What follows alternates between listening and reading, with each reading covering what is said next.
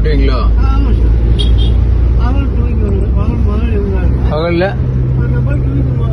7 மணிக்கு 6 மணிக்கு முதல்ல இருந்தார். ஓஹோ. எழுந்தோட பார்த்து வாழைக்கெல்லாம் பால் அவர் போட்டுருப்பாங்க. பகல்ல தூங்கிடுவீங்க? ஆமாம் சார். ரெஸ்ட் எடுக்கலாம் இல்லை என்ன? ஏன்னா இப்போ சின்ன பசங்களே வந்து சரியா வேலைக்கு போக மாட்டாங்க. நீங்க என்ன 40 வருஷம் ஆ 40 வருஷம் நைட்டில் ஓட்டுனேன். ஆ 2 மணிலாம் சார் பையன் பொண்ணெலாம் படிக்க வச்சுருவேன். ஆ நல்லா ஆண்ட முடிச்சு நல்லா படித்தவங்க நல்லா இருக்காங்க.